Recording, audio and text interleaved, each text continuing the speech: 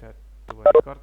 Yang pertama dari webback-nya langsung, webback cloud, dan ada recording alat software recordingnya sendiri di tempat saya.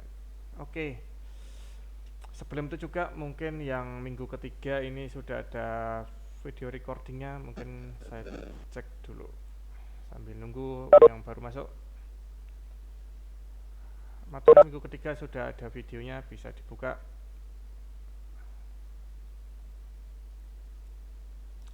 Oke. Saya udah hampir semua masuk 60 orang ya, kurang 10 lah. Kita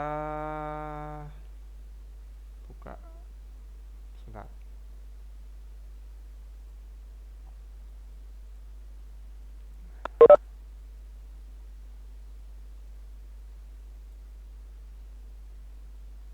Kita buka dengan PowerPoint nggak muncul. Nggak pakai PowerPoint, pakai Windows, pakai browsernya saja. Oke, cancel. Salah.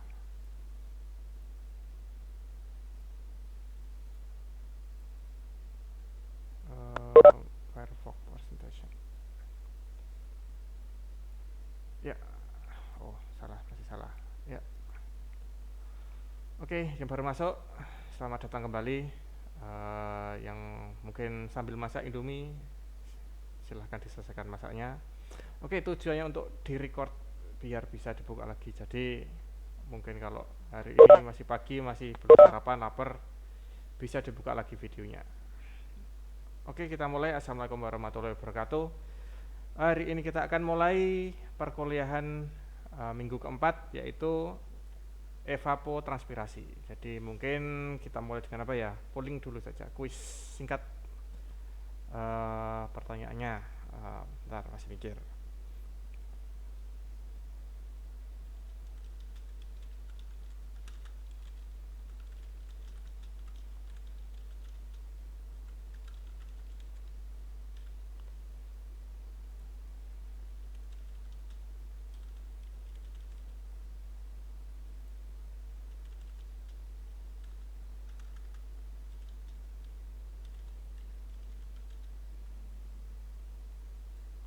Oke, sambil ngecek yang tadi benar-benar membuka atau tidak, kita mulai dengan polling. Laju evapotranspirasi di Indonesia kira-kira berapa? Kita akan buka dengan polling.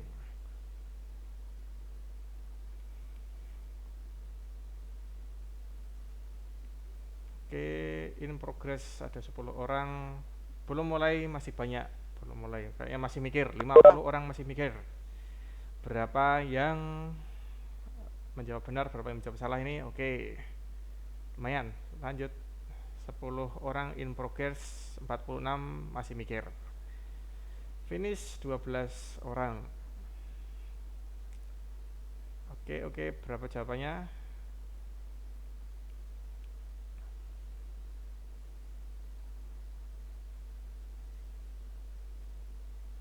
Oke, kayaknya ini ya, kalau hari ini kayaknya masih pada ngantuk ini. Karena mungkin sudah minggu praktikum ya. Minggu praktikum memang bikin ngantuk karena lemburnya banyak. Oke, 13 orang progres, 25 orang masih masak Indomie. Oke, banyak juga yang masak Indomie. Oke, jadi 24.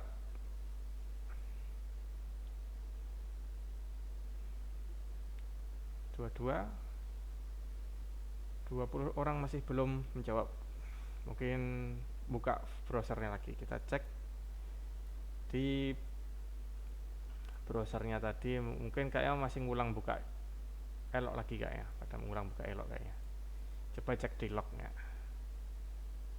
Ya, benar, dibuka di lognya pada buka bacaan mandiri evapotranspirasi. Oke, gak usah buka lagi. Kita anggap saja sudah close, tinggal pilih jawabannya saja.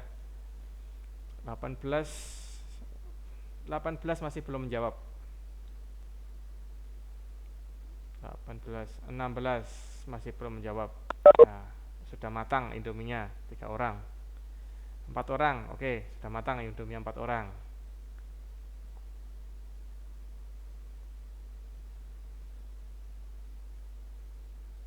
Oke, mungkin kita close sekitar 30 detik lagi. Kita close 30 detik lagi. Ayo cepat, Indominya dimatangkan dulu. Diaduk. Oke, 8 orang masih mikir kayaknya. Yang no answer masih 11. Ternyata oke. 8, 7, 6, 5, 4, 3, 2, 1. Ya.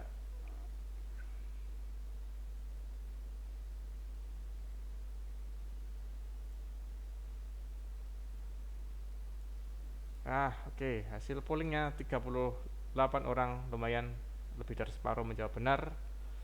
Kemudian 19 masih salah dan belum menjawab, artinya Indominya belum matang, 7 orang. Oke.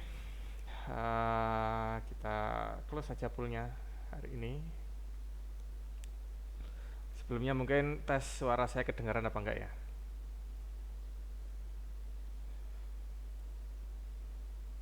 Kedengeran, Pak. Oke, kedengeran.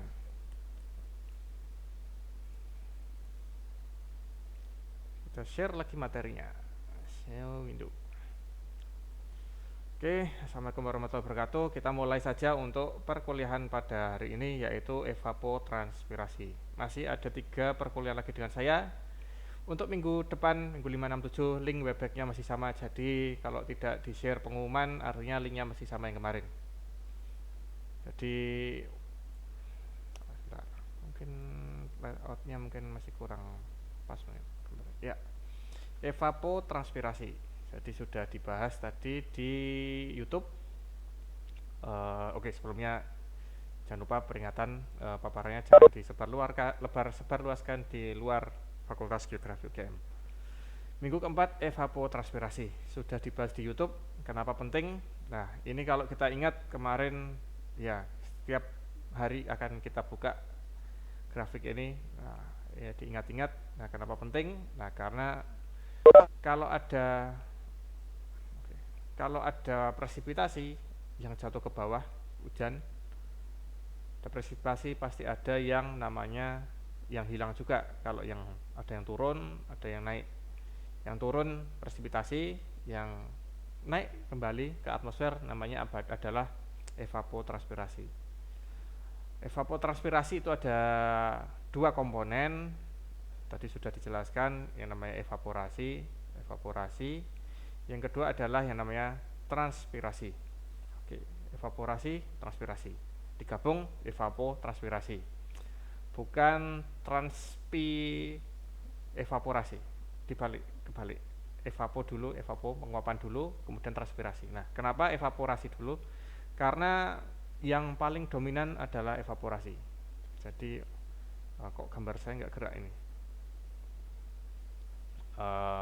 Moga-moga nggak keputus sih. Oke, jadi yang pertama evaporasi, karena evaporasi itu hampir 80%. Nah, sisanya adalah yang namanya transpirasi. Jadi lebih dominan yang evaporasi. Oke, cek gambar, malah fokus ini gambar. Oke, gambarnya hilang, jadi nggak masalah sebenarnya. Oke, kayak gini jadi konsep dari evapotranspirasi. Oke, kita lanjut. Mungkin nggak usah pakai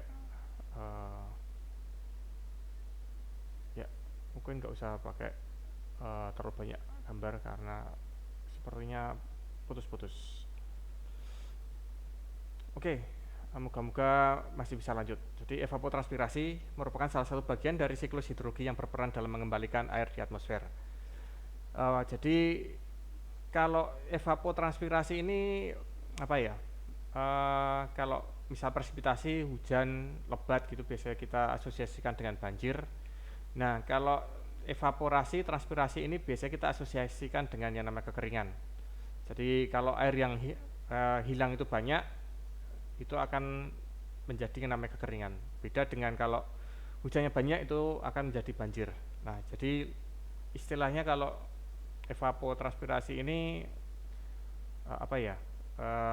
Kalau dia terkait dengan hidrologi di permukaan, dia akan mengambil air dari permukaan, entah itu dari danau, waduk, area air irigasi, yang pokoknya ada air, kemudian ada tanaman, akan menguap kembali lagi ke atmosfer. Jadi di dalam siklus hidrologi dia adalah lawan dari yang namanya presipitasi. Next saja, jadi tidak terlalu banyak menjelaskannya. Jadi kalau pengertiannya kita pasti sudah paham. Ini ada 2 gambar di sini. Ada yang namanya mencair, dari solid ke liquid itu mencair. Ada yang namanya menguap, terevaporasi dari liquid ke gas. Nah, saya cek ini kayak koneksinya lebih stabil lagi. Tambah kamera. Oke, kayaknya udah stabil, nggak putus-putus. Nah, kalau kita lihat pakai pensil gitu ya. Kalau kita mungkin ingat-ingat dulu zaman dari SD sampai SMA gitu, kalau dari cair ke gas itu kita butuh 100 derajat Celcius. Ada api gitu ya, dipanaskan baru dia menguap menjadi 100 derajat Celcius baru menguap, terevaporasi. Padahal kenyataannya evaporasi itu misalnya di lautan, di danau, di waduk dan lain-lain itu kan airnya tidak sampai 100 derajat Celcius. Bayangkan air 100 derajat Celcius bisa diambil, diminum oleh masyarakat, ikan bisa berenang kan nggak mungkin. Jadi evaporasi ini terjadi pada temperatur, kalau kemarin meteorologi klimatologi menjelaskan, asal dia lebih dari 273 Kelvin, di atas 0 derajat Celcius, terjadi yang namanya evaporasi. Karena molekul air itu selalu bergerak, dia tidak menempel dengan kuat satu sama lain, ada yang terlepas ke atmosfer. Itu yang kita sebut dengan yang namanya evaporasi. Jadi tidak harus 100 derajat Celcius, nggak harus 100 derajat Celcius baru bisa terevaporasi. Di bawah temperatur 100 derajat ada yang terevaporasi meskipun jumlahnya lebih sedikit. Jumlahnya jauh lebih kecil tapi ada. Makanya di suhu normal misalnya 25 derajat Celcius di perairan itu masih banyak air yang menguap menjadi terevaporasi, menjadi uap air terkondensasi menjadi awan. Nah, ini adalah proses yang alami di alam. Jadi tidak, kalau kita panaskan kan mendidih teko gini 100 derajat Celcius. Nah, tidak harus seperti itu. Tidak harus 100 derajat sudah mengalami evaporasi. Nah, kalau dari padatan solid dari es ke cair kita sebut dengan yang namanya mencair. Kalau mencair 0 derajat Celcius dia akan mencair. Nah, sebenarnya kalau kurang dari 0 derajat Celcius, kalau di awan kondisi alaminya tanpa adanya inti kondensasi, air itu akan masih bisa tetap menjadi air. Jadi air murni, H2O murni itu kurang dari 0 derajat Celcius pun dia masih bisa berupa air. Kita sebut dengan yang namanya super cool water. Jadi air yang sangat dingin, super cool water, air yang kurang dari 0 derajat Celcius. Bisa jadi air itu dalam kondisi di awan karena dia ada evaporasi tadi, ketika dia kurang dari 0 derajat Celcius temperaturnya dia masih menjadi air. Itu masih memungkinkan. Jadi di atmosfer super cool water, air yang temperaturnya kurang dari 0 derajat Celcius masih memungkinkan. Evaporasi di temperatur kurang dari 100 derajat Celcius juga masih memungkinkan. Itu prinsipnya. Nah, lebih lanjut lagi, evapotranspirasi ada 2 komponen. Jadi yang pertama adalah evaporasi. Jadi diingat-ingat, ada 2 komponen. Yang pertama adalah yang namanya evaporasi. Ini yang kita sebut dengan nomor 1, evaporasi. Evaporasi dari permukaan air E0, yaitu penguapan air langsung dari danau, sungai, dan badan air lainnya. Ditambah dari sublimasi, es berubah menjadi uap air, itu juga memungkinkan di kondisi alami. Nah, ganti. Jadi kalau kita punya misalnya perairan danau atau waduk gitu ya, danau atau waduk atau semacamnya,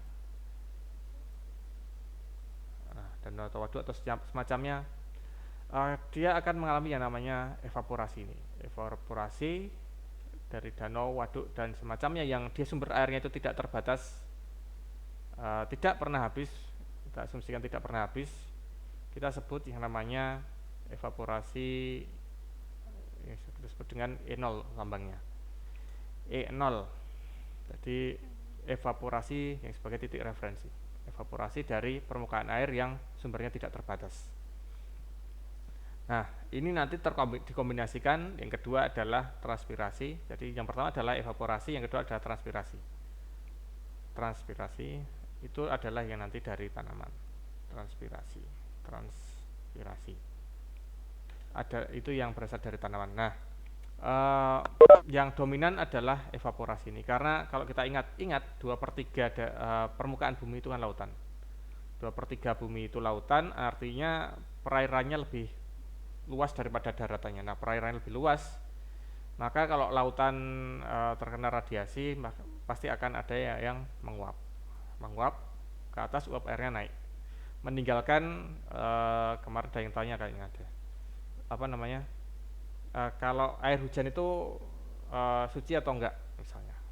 Karena kan kalau dari lautan itu sudah ada polutan, ada apa, limbah, ada feses manusia, feses hewan dan lain-lain. Nah, kalau menguap, maka yang teruapkan adalah yang namanya H2O ini, air murni teruapkan. Kalau kita pernah masak apa, membuat air suling waktu praktikum IPA mungkin kimia atau apa, membuat air suling, air itu akan menguap, dididihkan, kemudian dia dikondensasikan lagi, didinginkan lagi, maka terbentuk yang namanya air suling itu H2O murni, tidak ada campuran larutan kimia lain-lain. Baru kalau dialami itu H2O murni, bisa nanti saat turun ke bawah bisa tercampur dengan polutan dan lain-lain, karena saat menjadi hujan dia akan bisa menumbuk partikel polutan tadi. Jadi kalau ada yang namanya hujan asam, nah itu karena saat hujan itu jatuh dia ada kontak dengan H2S atau apa yang dia dari limbah industri, kemudian dari asap kendaraan dan sebagainya. Nah, makanya pas saat jatuh itu tidak selalu dia masih murni, tapi ada campuran, bisa dari atmosfer, entah itu dari alami, campuran dari alami, bisa abu gunung vulkanik dan lain-lain, ataupun dari asap industri dan lain-lain akibat aktivitas manusia. Nah, makanya kalau hujan-hujan itu mungkin ditunggu dulu selang berapa lama baru airnya itu bisa dipakai untuk hujan-hujan, karena kalau pas awal jatuh itu dia artinya banyak polutan, pencemar yang dia ikut turun ke permukaan bumi. Oke, itu tadi terkait dengan evaporasi dan sedikit menyinggung transpirasi. Next lagi. Oke, di video sudah menjelaskan tadi. Mungkin kita coba boleh lagi. Tadi mungkin pertanyaan ada yang belum dijawab. Oke, kita coba boleh lagi. To save the poll question, no. No. Kalau terkait dengan gambarnya mungkin kita bisa pulling lagi.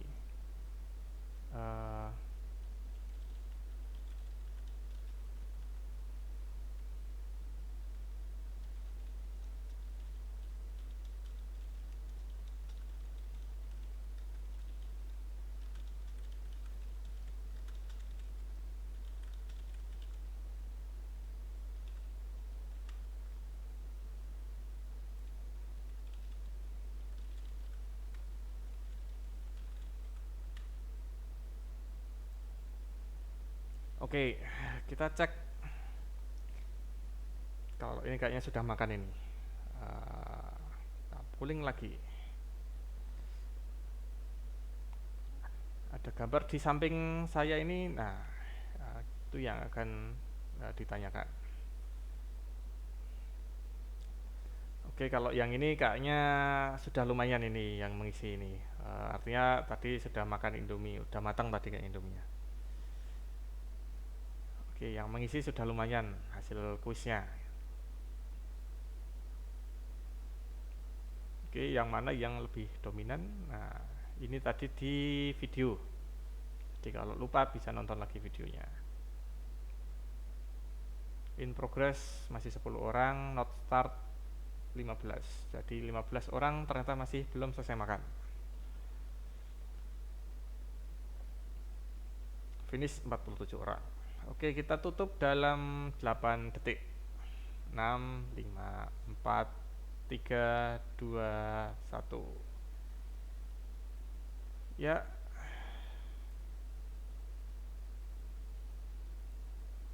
Oke, dari sini ketahuan 7 orang masih belum selesai makan, atau malah belum selesai masak indominya. Oke, 63 dari 69 menjawab. Hasilnya adalah 51 orang menjawab benar, 11 orang menjawab salah. Oke, mungkin karena efek minggu sudah mulai praktikum masih pada ngantuk. Kita kembali lagi. Oke, jawabannya adalah yang lebih besar adalah transpirasi. Kalau tanaman itu sudah lebat, jadi berbeda. Jadi kita bayangkan saja ini sawah.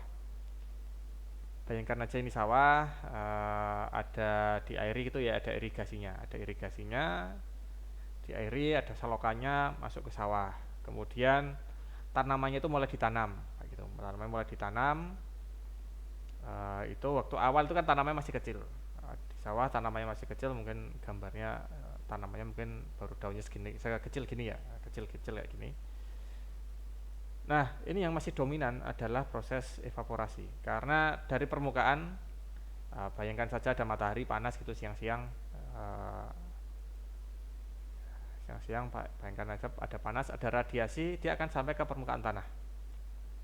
Kalau kemarin ingat terkait dengan lengas tanah, jadi di zona lengas tanah, meskipun tidak jenuh tapi masih ada air di zona lengas tanah. Makanya dari lengas tanah ini bisa langsung hilang ke atmosfer.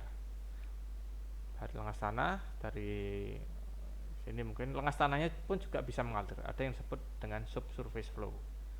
Lengas tanahnya pun bisa ada yang mengalir. Tapi kalau terkena radiasi, nanti ke atas menguap menjadi yang namanya evaporasi. Nah, berbeda kalau nanti sudah tanamannya itu sudah tinggi. Kalau yang di samping ini tanamannya sudah besar, mungkin siap panen, maka radiasi matahari tidak akan sampai ke permukaan, tanah. Mungkin ada kontak dengan daun atau apa, jadi dia tidak akan sampai ke permukaan tanah, tapi akan tertahan oleh tajuk tanaman. Makanya yang bagian bawahnya, tanah di bagian bawahnya itu masih dingin, gitu. Masih dingin, artinya kalau dingin, yang teruapkan, terevaporasi itu lebih sedikit. Sementara untuk tanamannya, ada transpirasi tanaman itu akan menjadi lebih dominan karena ada tanaman juga melakukan fotosintesis dan juga transpirasi. Nah, dia akan kehilangan air akan lebih banyak. Oke, jadi prinsipnya kayak gitu. Nah, kalau misal tanamannya masih kecil, yang di subsurface, yang di lengas tanah tadi tinggal sedikit, bagaimana? Nah, di sini misal tinggal sedikit ini bagaimana? Ada air tanah juga akan bisa naik ke atas melalui gaya kapiler. Jadi air sumur itu tidak selalu ada di dalam zona jenuh air, zona saturation zone, zona jenuh air. Nah, tapi dia akan bisa naik ke atas. Jadi ke atas ke zona tak jenuh. Dari zona tak jenuh menjadi menguap. Bisa jadi seperti itu. Jadi air tanah pun ada fluktuasinya. Oh, ini mungkin next saja. Untuk gambar kayak gini. Nah, yang tadi proses kedua adalah transpirasi. Nah, ini mungkin bisa dibaca sendiri ini, transpirasi. Panjang sekali deskripsinya. Oke, kalau bedanya dengan evaporasi adalah kalau ini terkait dengan yang namanya tanaman. Jadi kalau beda antara gambar dulu. Beda antara perairan terbuka, misalnya ada danau luas gitu ya. Danau terus dengan lahan sawah gitu ya. Ada lahan sawah. Beda antara komponen yang ada di masing-masing. Nah, gambar sawah zaman SD itu pasti kayak gini, ada huruf V-nya. Nah, paling gampang gambarnya. Oke. Yang danau yang sebelah kiri, karena tidak ada tanaman, maka yang dominan adalah yang namanya evaporasi. evaporasi. Nah, kalau lahan sawah ada dua komponen. Yang pertama adalah dari air yang digunakan untuk mengairi. Kalau masih belum panen ya, masih ada airnya dari lahan sawah itu ada air, komponen ada air yang masih diairi, ya ada jelas ada evaporasinya.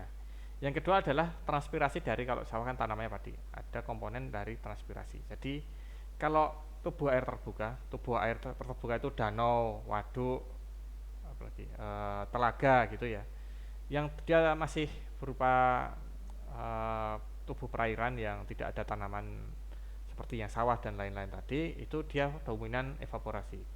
Tapi kalau yang misalnya sawah, kemudian lahan yang berupa tegalan kebun atau apapun, itu pasti ada yang namanya komponen evapotranspirasi. Evaporasinya dari lengas tanah, zona tidak jenuh air, transpirasinya dari tanaman.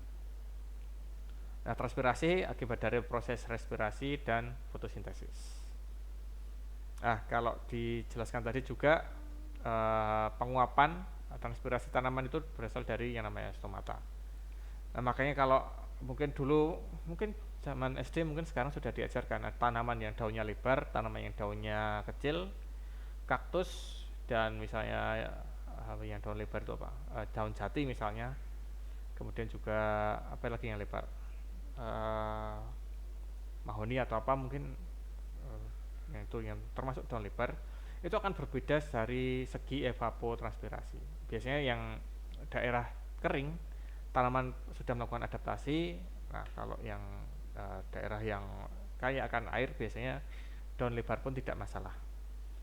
Kemudian juga tanaman itu juga membuka menutup pori-porinya untuk menghalangi untuk menghalangi transpirasi tanaman.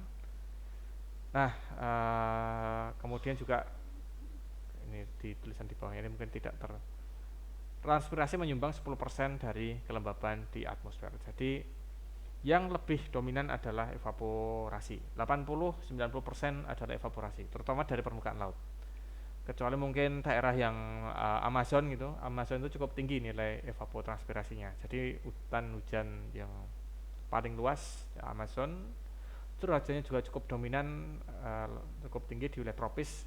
Itu karena itu makanya Amazon itu juga curah hujannya lumayan tinggi, dan dia ada sumbangsih dari yang namanya evapotranspirasi tanaman. Jadi bisa bayangkan Amazon hutannya lebat gitu, yang transpirasi itu banyak menjadi hujan. Jadi ada proses cycle di situ, daur, jadi dari lautan jadi hujan. Di hutan Amazon ada yang terevapotranspirasi, menguap dari sungai, dan juga transpirasi dari hutan Amazonnya sendiri jadi awan lagi, hujan lagi, awan lagi, hujan lagi. Makanya curah hujan tinggi. Oke, transpirasi. Oke, ini mungkin yang biologi yang lebih paham. Kalau kita mungkin pahamnya, ada stomata, transpirasi tanaman, air dikeluarkan lewat stomata, mungkin kayak gitu, mungkin gambaran paling mudah gitu. Nah, selain transpirasi, yang penting juga itu adalah namanya intersepsi. Jadi berbeda antara intersepsi dan transpirasi. Ada intersepsi, ada transpirasi. Kalau transpirasi itu biasanya dari airnya itu dari zona perakaran. Jadi ada tanah, ada tanaman. Sorry, gambarnya jelek, pakai mouse. Pakai pensil juga jelek sih masih. Anggap aja ini tanaman itu ya. Ada tanaman. Dia akan ngambil air dari zona lengas tanah di bagian bawah di zona perakaran, ngambil air dari sini, dipakai untuk yang namanya transpirasi tanaman. Jadi dari daun keluar dari daun, stomata daun terlepas ke atmosfer. Itu adalah transpirasi. Jadi proses fisiologis dari tanaman. Proses fisiologis dari tanaman itu kita sebut dengan nama transpirasi. Berbeda kalau yang ini contohnya kayak gini. Hapus dulu. Berbeda kalau dari hujan. Jadi hujan yang jatuh tertahan di tajuk-tajuk daun. Jadi daun itu kan tidak datar gitu ya. Tidak datar tapi ada kayak cekuk, kayak mangkok gitu ya. Ada daun yang jenisnya kayak mangkok gitu. Hujan jatuh tertahan di daun, jadi Jadi yang namanya proses intersepsi, ada proses intersepsi. Jadi hujan jatuh ke permukaan daun, kemudian tertahan oleh daun. Ibaratnya kita nampung, orang zaman purba mungkin nampungnya pakai daun gitu ya, pakai daun gitu ditampung. Nah, itu pasti akan ada yang menguap lagi ke atmosfer. Kita sebut dengan yang namanya intersepsi. Nah, juga kalau kita pakai wadah apa saja itu kita tampung, ya, dibiarkan beberapa lama akan ada proses evaporasi. Jadi air di dalam gelas tadi, di dalam wadah yang kita tampung tadi pasti akan berkurang. Tadi besarnya berapa? 1000 mm per tahun. Cukup tinggi kalau di wilayah tropis. Hampir 50% dari hujan kita itu hilang menjadi uap air, kembali lagi menjadi uap air. Nah, gitu. Itu beda terminologi. Intersepsi ini lebih dari hujan yang tertahan, transpirasi lebih dari untuk pertumbuhan fisiologis tanaman. Nah, oke. Evapotranspirasi, mungkin ini skip saja. Nah, fakta. Hampir 80% uap air di atmosfer itu dari laut, sementara 20% sisanya, 80% dari laut, sisanya 20% itu dari daratan dan vegetasi. Artinya evapotranspirasi dari daratan menyumbang sekitar 80% uap air di atmosfer yang nantinya menjadi hujan. Nah, selain 20% tadi yang dari daratan, yang air yang terevaporasi tadi biasanya hanya menjadi kelembapan saja, tidak menjadi awan, tidak menjadi hujan. Jadi uap air yang di atmosfer tidak selalu menjadi awan dan hujan, tapi dia bisa nanti misalnya terkondensasi menjadi embun dan lain sebagainya. Jadi dia kan istilahnya melayang-layang di atmosfer gitu, tidak selalu menjadi awan. Sampai pada proses tertentu, misalnya ada proses konvektif atau apa, dia menjadi awan dan kemudian menjadi hujan. Jadi bisa di sekitar kita kelembapan di wilayah tropis itu cukup tinggi, 80 sampai 90. Kalau di atas 95 biasanya sudah terjadi hujan. Kalau kondisi mungkin pagi gini masih 80-an, 70, 80. Kalau di elevasi yang tinggi biasanya 70-an. Nah, itu tidak akan menjadi awan. Jadi di sekitar kita hanya menjadi kelembapan yang kita rasakan saja. Jadi kondisinya beda kalau dengan wilayah subtropis. Itu kalau kering, beneran kering, bibir itu bisa pecah-pecah. Tapi kalau di tempat kita tidak merasakan kering yang ekstrim. Kita akan terbiasa, jadi tidak bisa terlalu membedakan kondisi kering dan kondisi lembab. Tapi kalau di wilayah subtropis kita akan benar-benar bisa merasakan kondisi kering dan lembab. Kondisi kering, titik kelembaban di sekitar kita berkurang, bibir akan pecah-pecah, kulit juga akan kering kayak gitu. Itu akan kita terasa sekali. Berbeda dengan wilayah tropis, dari pagi sampai malam kita merasakan kelembaban yang tidak terlalu banyak fluktuasinya, makanya kita tidak agak sulit untuk membedakannya. Oke, next saja sampai 840 ya. 840. Oke, lanjut lagi. Konsep yang paling penting. Evapotranspirasi. Itu ada evapotranspirasi potensial, ada yang namanya evapotranspirasi aktual. Kita ambil pensil dulu. Jadi evapotranspirasi yang terminologi yang paling penting, ada yang potensial, ada yang aktual. Nah, apa itu yang potensial, apa itu yang aktual? Nah, bayangkan kayak gini, kondisi ladang gitu ya, sawah gitu ya, sawah gitu, gambar anak SD tadi pakai sawahnya pakai huruf V. Nah, sawah ini diairi terus menerus, Yang satunya adalah sawah tada hujan, ada dua sawah. Satunya adalah sawah tada hujan. Artinya dia tidak ada suplai air yang masuk ke dalam sawah tersebut. Kalau yang ini dia akan air itu mengalir terus menerus. Nah, bedanya apa? Nah, bedanya adalah kalau ini terkena radiasi yang cukup tinggi, siang hari misalnya, ini ada radiasi matahari gitu ya. Yang teruapkan ini tidak terbatas. Asumsikan tidak terbatas karena suplai airnya terus menerus, dan suplai airnya tadi tidak terbatas dari sungai ataupun dari saluran irigasi. Ini asumsikan kalau ini tidak terbatas, unlimited gitu ya. Tidak asumsikan ini tidak terbatas. gambarnya agak susah ini unlimited. Nah, hapus dulu. Nah, asumsikan ini tidak terbatas, unlimited kayak gini. Nah, asumsikan ini tidak terbatas, maka yang menguap terevapotranspirasi itu juga tidak terbatas. Tidak terbatas. Berbeda dengan ini. Bayangkan kalau siang hari panas-panas, kondisinya kering gitu ya. Kondisinya kering. Yang teruapkan berapa? Yang teruapkan. Tentu saja bukan tidak terbatas seperti yang di kiri, tidak sama. Tapi dia akan punya batas tertentu sampai yang teruapkan itu lebih kecil daripada yang di sebelah kiri. Nah, kenapa? Karena sudah hilang, airnya sudah hilang. Misalnya kalau ibaratnya kita apa ya? Kita olahraga panas-panas gitu, semuanya kan tidak keluar menjadi keringat.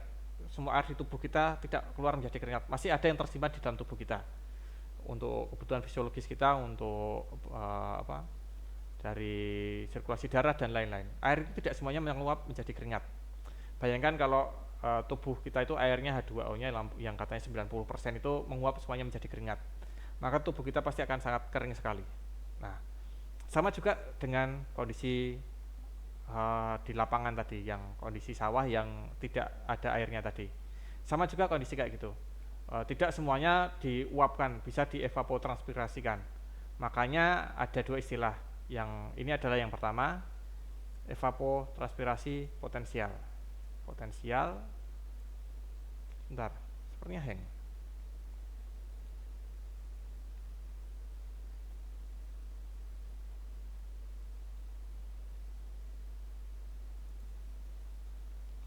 Oke, sepertinya koneksinya agak trouble begini.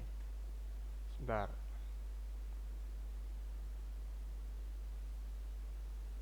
Tes. Sudah lagi nih. Biasanya putus, bukan putus sih, lag. Ada lag berapa lama gitu. Baru lancar lagi. Ya. Tapi jadi gambar ulang. Jadi yang diairi tadi, sawah yang diairi, dia punya sumber air yang tidak terbatas, makanya disebut dengan evapotranspirasi potensial. Kemudian yang satunya, yang kondisi sawahnya yang kering tadi, yang tidak apa istilahnya, sumber air yang digunakan untuk memenuhi kebutuhan untuk evapotranspirasi tadi tidak cukup, akan punya evapotranspirasi aktual. Jadi yang aktual ini, kondisi aktual itu tidak setinggi nilainya dengan yang namanya evapotranspirasi potensial. Oke, sepertinya saya harus ada jeda dikit karena koneksi internetnya nggak terlalu bagus. Saya stop share dulu. Mungkin gambarnya ya, sambil nunggu ya, bentar.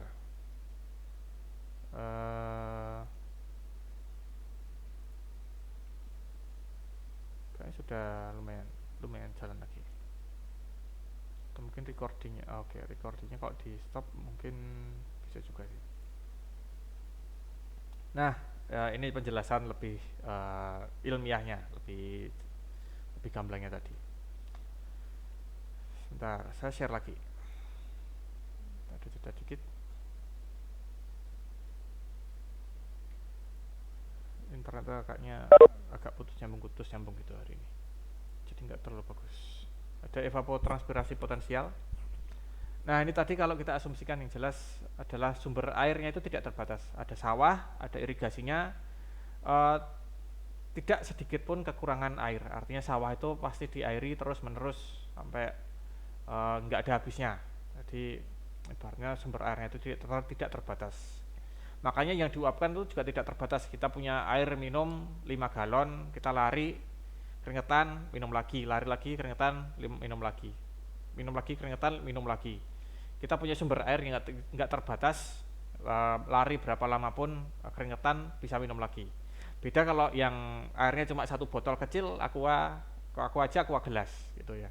Saya punya satu aqua gelas, kita lari 5 menit, keringetan, minum, aqua gelasnya udah habis, kita nggak punya air lagi. Kita udah nggak kuat lagi untuk lari lagi, beda kan. Jadi yang Potensial tuh kita punya potensi sebenarnya kalau airnya banyak, kita bisa lari terus menerus sampai panjang seharian bisa lari terus menerus. Tapi kalau yang aktual kondisi realnya kita ternyata punya botol aqua cuma segelas. Kita lari 5 menit ngos-ngosan minum habis, lari lagi bentar ngos-ngosan nggak punya air lagi. Itu adalah kondisi aktualnya, kondisi nyatanya. Beda dengan kondisi potensial. Jadi potensial tuh ibaratnya harapan gitu ya, punya air yang banyak, tapi aktualnya hanya punya air segelas gitu. Nah, jadi kalau yang potensial ini air itu tidak terbatas, entah itu untuk dari pengairan atau apapun itu, air itu tidak terbatas. Jadi tanaman itu bisa tumbuh kalau kita anggap tadi kita lari. Nah, kalau ini tanaman, nah tanaman itu bisa tumbuh, itu juga dia tidak terbatas oleh yang namanya air tadi. Airnya melimpah, jadi nggak masalah punya air yang banyak. Nah, beda yang aktual ini, kayaknya udah lumayan besar lagi. Oke, kembali lagi gambarnya, wajahnya. Oke, yang aktual. Nah, ini tadi disebut juga dengan penggunaan air konsumtif yang benar-benar nyata. Tadi kita lari cuma punya aqua segelas diminum habis, nggak punya air lagi. Kalau kita keringetan hilang airnya. Nah, bagaimana bisa memenuhinya? Nah, itu yang menjadi masalah. Air untuk kebutuhan pertanian misalnya itu juga sama. Kondisi ditanam padi kering.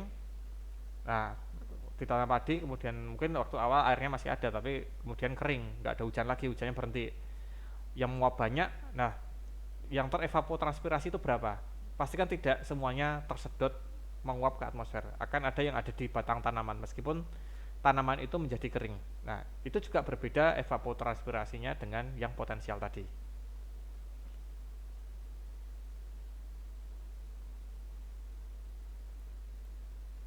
Oke, mungkin next lagi. Kita masih punya sekitar 20 menit. Nah, jenis evapotranspirasi aktual. Jadi kalau aktual itu benar-benar ngukur di lapangan gitu. Jadi ada yang mungkin singkatannya aja tak jelaskan. Evapotranspirasi standar ET0, kemudian juga evapotranspirasi tanaman standar, ada yang namanya evaporasi tanaman standar, dan juga yang tidak standar ETC, kemudian ETC adjektif, ETC 0, ETC, ETC adjektif. Bedanya apa? Nah, ini yang atas itu ET0. ET0 itu adalah evapotranspirasi standar. Jadi standarnya adalah dari tanaman rumput dengan tinggi tertentu. Jadi kalau misalnya temperatur ada standarnya, misalnya kalau air menguap 100 derajat, membeku 0 derajat. Evapotranspirasi juga ada standarnya, yaitu saya agak lupa tinggi rumputnya berapa, kalau nggak salah 15 cm, luasnya 1 meter persegi, itu ada standarnya. Jadi itu adalah standarnya. Standarnya adalah yang hilang itu berapa dalam sehari, itu adalah standarnya. Dan untuk yang tanaman itu. Nah, kemudian mungkin digambar aja lah. Nah, kemudian ada juga yang tanaman yang standar, ETC. Ini kayaknya ke bawah. Yang kedua adalah tanaman standar. Kalau yang atas adalah evaporasi standar. Kalau yang kedua ini adalah evapotranspirasi tanaman. Nah, coba notate lagi. Gambarnya masih terlalu ke bawah. Oke, nggak apa-apa lah. Yang ini kalau ini ya, ini rumput yang standar ET0, ETC ini ada tanaman. Nah, tanaman itu kan punya nilai evapotranspirasi yang berbeda-beda. Setiap jenis padi, kemudian jagung, apalagi padi, jagung, kedelai, itu akan punya nilai yang berbeda-beda untuk setiap jenis tanaman. Nah, ini yang menjadi evapotranspirasi tanaman standar. Yang terakhir adalah ada penyesuaian di sini. Ada KS itu yang non standar. Non standar itu ada kebutuhan sumber daya air jumlahnya berapa, itu yang mempengaruhi evapotranspirasi aktual untuk yang non standar ini. Jadi ada suplai airnya berapa, itu ada faktor misalnya irigasi dan lain-lain. Ini masuk ke komponen yang namanya KS. Jadi bedanya kayak gitu. Ini lebih detail lagi besok kalau yang ngambil hidrometeorologi. Tapi intinya kayak gitu. Ada 3 kayak gitu. Oke, kayak yang putus-putus saya coba ringan. Nah, faktor yang berpengaruh, mungkin next saja faktor yang berpengaruh. Yang juga penting ada faktor meteorologi, faktor geografis, faktor lainnya. Jadi evapotranspirasi tanaman itu selain dari jenis tanamannya, itu juga banyak faktor lainnya yang mempengaruhi evapotranspirasi. Oke, saya putus share ya tadi. Share ulang. Oke. Mungkin recording dari Webex ini nggak terlalu bagus. Stop aja lah kayaknya. Tapi coret-coretan nggak muncul. Oke, nggak apa-apa.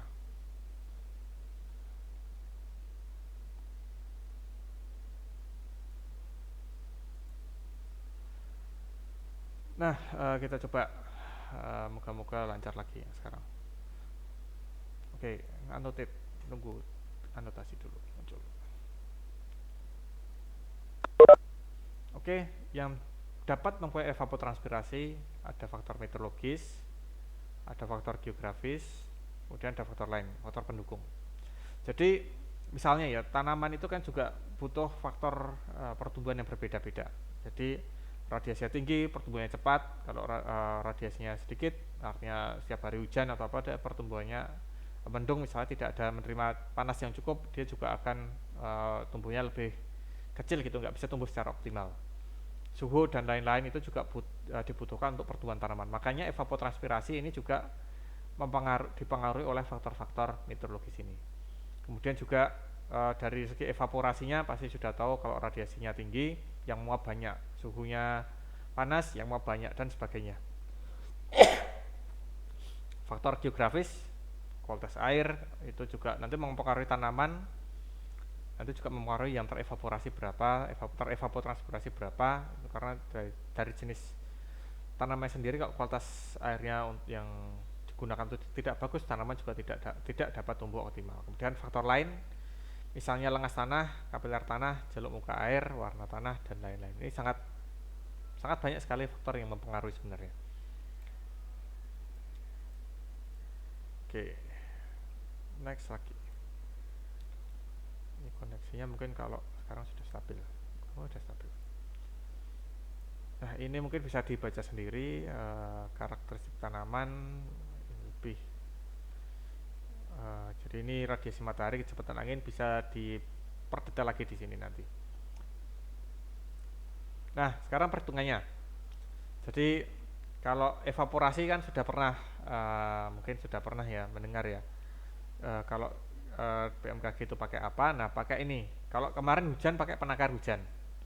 Kalau penakar hujan itu kayak botol minum gitu bentuknya ya. Nah, kalau yang evaporasi, nah itu bentuknya kayak gini nih. Jadi kayak panci. Nah, kenapa kayak panci kita sebut dengan panci evaporasi. Kayak panci tapi bukan buat masak, tapi buat menghitung evaporasi. Oke, namanya panci evaporasi. Ada standarnya. Ukurannya berapa? Ada beberapa standar dari Inggris, dari Amerika berbeda. Jadi kalau ya tinggal namanya panci ya, panci itu kan diisi air. Nah, kalau biasa dimasak airnya kan nyusut. Nah, ini kalau ini bukan dimasak. Tapi kalau ini terkena radiasi matahari. Yang menyusut itu berapa, itu yang dihitung sebagai dasar penentuan evaporasi. Ini mungkin meteorologi klimatologi sudah dapat kemarin. Nah, panci evaporasi. Kemudian ada rumusnya, menghitungnya berapa dari panci. Nah, dari panci evaporasi kita bisa menghitung yang namanya evapotranspirasi. Nah, kalau transpirasi ini kita pakai yang namanya lisimeter. Nah, bagaimana cara konsep mengukurnya? Nah, kayak gini. Jadi kita pertama harus tahu evaporasinya dulu, hilang air akibat menguap itu berapa. Kemudian kita bandingkan dengan yang namanya lisimeter itu. Jadi lisimeter itu bukan cuma alat kalau di sini. Jadi sebentar. Kayaknya koneksinya nggak terlalu bagus.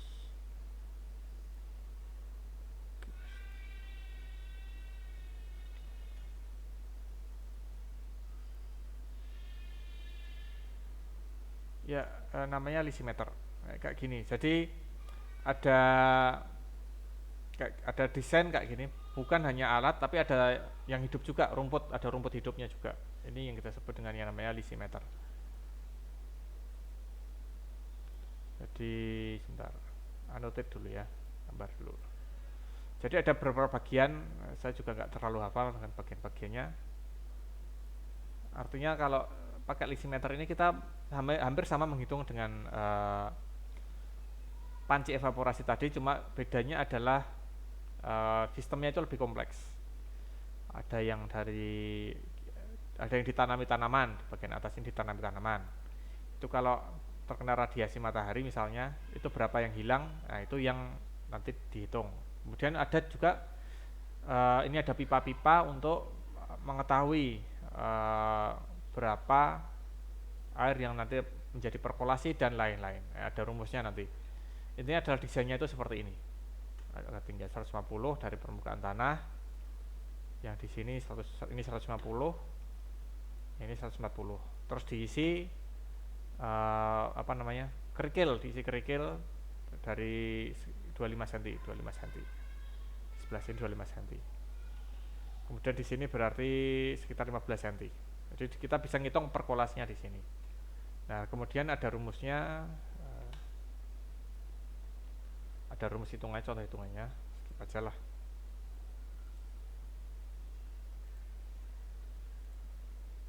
Ini nggak muncul, mana tadi?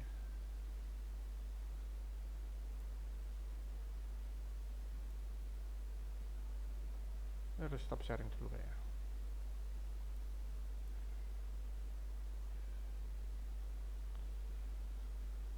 Oke, gambarnya nggak muncul. Sebentar.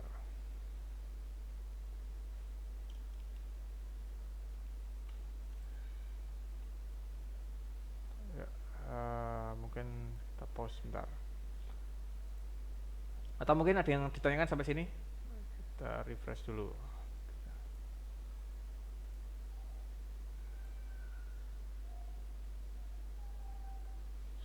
Nah, ini cara hitungnya yang ini, yang terakhir. Ntar tampilkan, kayaknya sudah balik lagi.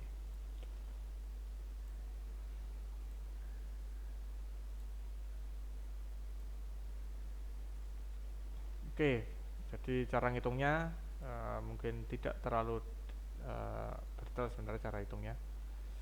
Ini share meeting window. Nah ini, jadi ada kita selain, jadi lisimeter itu bukan cuma satu single alat gitu ya, tapi harus dikombinasi dengan yang namanya penakar hujan, kemudian juga pan evaporasi tadi, kemudian juga kalau disiram itu berapa volume airnya yang disiram itu juga kita harus tahu. Nah, kemudian air yang masuk ke dalam sebagai perkolasi itu berapa, kemudian misalnya kalau ada air yang digunakan untuk penjenuhan itu berapa, untuk lisimeter tadi itu berapa, itu juga harus dicatat. Baru dari sini kita bisa menghitung yang namanya evapotranspirasi. Nah, dikombinasi dengan nilai P ini jadi evapotranspirasi aktual, ETA. Oke, sampai sini ada pertanyaan. Yang evapotranspirasi ini sebenarnya cukup singkat materinya. 35. Izin bertanya, Pak. Silakan. Izin. Iya, Pak. Tadi kan di faktor mengaruhi evaporasi ada warna tanah. Kenapa warna tanah ya, Pak? Itu bagaimana ya, Pak? Terima kasih. Oke, warna tanah. Ini mungkin kaitannya dengan dulu meteorologi klimatologi kan ada yang namanya albedo ya. Jadi sebentar, saya gambarkan. Kalau mungkin masih ingat ada yang misalnya salju itu albedonya berapa? Artinya kalau kita punya radiasi, kita punya satu unit area gitu ya. Oke, warna kuning nggak apa-apa. Kita punya satu unit area itu kalau terkena radiasi, misalnya salju gitu ya, itu kan warnanya putih. Kalau warna putih akan ada yang dipantulkan dengan jumlah yang banyak, albedonya tinggi. Sama juga kalau kita punya baju hitam, baju putih, yang baju hitam itu kita akan cepat panas. Baju putih yang lebih memantulkan, artinya yang diserap panasnya lebih sedikit. Kita punya yang namanya albedo ini. Nah, punya albedo. Nah, ini sama juga konsepnya dengan salju tadi. Tanah itu ada yang warnanya cerah, Anggap aja ini tanah ya. Tanah itu ada yang warnanya cerah, ada yang warnanya gelap. Jadi mungkin besok kalau ngambil kuliah ilmu tanah mungkin kalau GIL. Kalau geomorfologi mungkin juga ada sebagian terkait dengan tanah, mungkin disinggung. Tanah itu terbentuknya dari macam-macam. Ada yang dari pelapukan batuan vulkanik, ada yang dari sedimen dan lain-lain. Itu warnanya akan berbeda. Nah, warnanya berbeda mempengaruhi ini albedo tadi, albedo permukaan tanah. Jadi sama kayak baju hitam, baju putih itu berbeda. Tanah yang merah, tanah yang agak cerah, warnanya agak keputihan, merah keputihan, warnanya hitam gelap, tanah organik itu akan berbeda. Makanya evapotranspirasinya itu juga akan berbeda. Karena yang diserap radiasinya juga berbeda.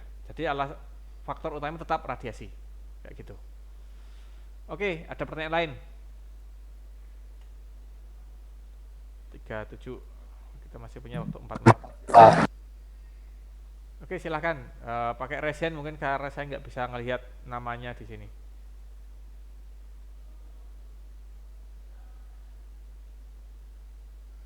Ada yang lain? Kalau mau pakai resen silahkan baru ngomong gitu ya, karena namanya juga nggak bisa kelihatan gitu.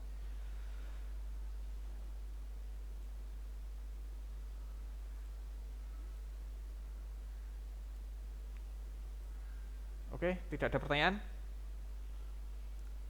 Mungkin kalau tidak ada bisa disimpan dulu pertanyaannya. Kita akan lanjutkan untuk pertemuan minggu depan. Sorry.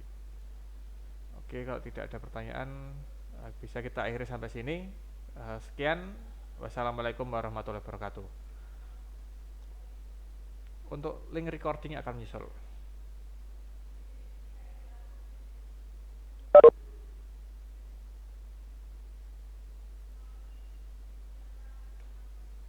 Oke ya.